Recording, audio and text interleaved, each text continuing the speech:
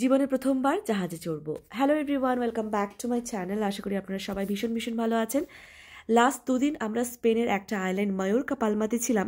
এখন যাচ্ছি আর একটা আইল্যান্ডে, সেটা হলো Ibiza. Ibiza mostly party island হিসেবেই ফেমাস। আর এখানে কিন্তু যাওয়া যায় দুভাবে, একটা জাহাজে আর একটা ফ্লাইটে।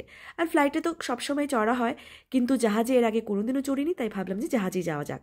জাহাজে বিভিন্ন ক্লাসের টিকিট পাওয়া যাচ্ছিল, তো আমরা ভিআইপি ক্লাসের টিকিট নিয়ে নিয়েছিলাম। এটার টিকিট নিয়েছিল 20,000 টাকা পার হেড ভারতীয় মুদ্রায়। এই জাহাজে কিন্তু সবকিছুই ডিজিটাল এবং অটোমেটিক সিস্টেম ছিল। জাহাজে উঠে কিন্তু আমাদের যে টিকিট ছিল সেটা স্ক্যান করাতেই তবে কিন্তু ভিআইপির যে লাউঞ্জ রয়েছে সেটা দরজা খুললো। এই জাহাজের ভেতরটা কিন্তু অনেক বড় ছিল। ভেতরে অনেক দোকানপাট ছিল, যেমন বেকারি ছিল, ওয়াইন শপ ছিল, তারপর ওই ক্যান্ডেল ওইগুলো বিক্রি হচ্ছিল, তারপর বাচ্চাদের খেলার জায়গা, ওয়াশরুম, তারপর রয়েছিল পপকর্নের দোকান। এই জাহাজে কিন্তু অনেকগুলো ফ্লোরও ছিল। একটা ফ্লোর থেকে আরেকটা ফ্লোরে যাওয়ার জন্য লিফট ছিল। তবে একটা কথা আমি বলতে চাই যে যদি আপনার মোশন সিকনেস থাকে তাহলে কিন্তু ক্রুজ ট্রিপ আপনার জন্য নয়। কারণ আমরা কিন্তু প্রথমটা একটুখানি ওই দুলুনিতে আমাদের একটু গাটা গোলাচ্ছিল। পরে যখন আমরা একদম যে জাহাজের পেছনটাতে এসে একটু খোলা হাওয়াতে বসেছিলাম, একটু খাওয়া দাওয়া করেছিলাম, তারপরে কিন্তু একটু বেটার ফিল করেছিলাম। ফাইনালি 3 ঘন্টা পরে আমরা কিন্তু ইবিজাতে পৌঁছে যাই পোর্টে।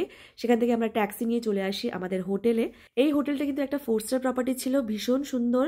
আর হোটেলের মধ্যে অনেক কফি শপস, তারপর সুইমিং পুল, তারপর স্পা, আরও লাউঞ্জ ছিল বসার।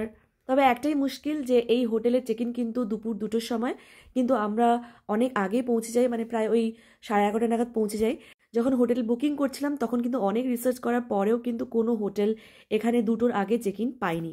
তো ফাইনালি আমরা এটা নিয়েছিলাম। যেহেতু হাতে আমাদের অনেকটা সময় ছিল, তাই আমরা এই হোটেলের পাশেই যে সমুদ্র রয়েছে পাড়ে বসে একটু জুস, কফি এসব খাচ্ছিলাম আর অনেকটা সময় কাটাচ্ছিলাম। ততক্ষণে কিন্তু আমার হাজব্যান্ড একটা ইন্ডিয়ান রেস্টুরেন্ট খুঁজে ফেলে, তো যেটা ছিল খুবই কাছে আমাদের, যেহেতু আমাদের এই প্রপার্টিটা একদম প্রাইম লোকেশনই ছিল। তো আমরা যাই ওয়াক করে, তারপর সেখানে খাওয়া দাওয়া সারি। তারপর ফাইনালি যখন দুপুর 2টো মতো বেজে যায় খাওয়া দাওয়ার পরে, তখন আমরা এসে চেক ইন করি। তারপর খানিকটা রেস্ট নিয়ে বেরিয়ে পড়ি আমরা সিটি সেন্টারের দিকে।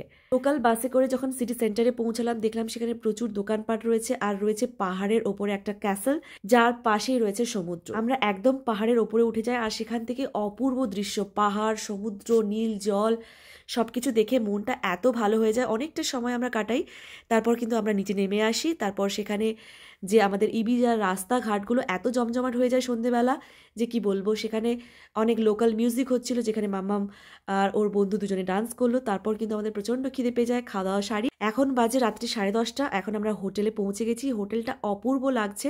হোটেলের ব্যালকনি থেকে ভিউটা জাস্ট এরকম, এত সুন্দর লাগছে। আর সব থেকে বড় কথা, এখানে কিন্তু এখন 12:30 নাগাদ বাজে, আমরা এখনো ঘুমোইনি। আর দেখুন রাস্তায় এখনো গাড়ি ঘোড়া চলছে, লোকজন হাঁটছে, পার্টি করছে। সব মিলিয়ে দুর্দান্ত একটা শহর, বন্ধু বান্ধবদের সাথে এসে মজা করার জন্য একদম পারফেক্ট। এই ছিল আমাদের আজকে সারাদিনের অ্যাক্টিভিটিস। কালকে আমরা কিন্তু এখান থেকে বেরিয়ে স্পেনের আর একটা শহর বার্সেলোনাতে যাচ্ছি। ততক্ষণে কিন্তু আপনারা মজার মজার ভ্লগ দেখার জন্য আমার এই পেজটাকে ফলো করে নিন। আজকের ব্লগটা এখানেই শেষ করলাম। দেখা হচ্ছে আপনাদের সাথে খুব তাড়াতাড়ি নেক্সট একটা ব্লগে। ততক্ষণের জন্য বাই।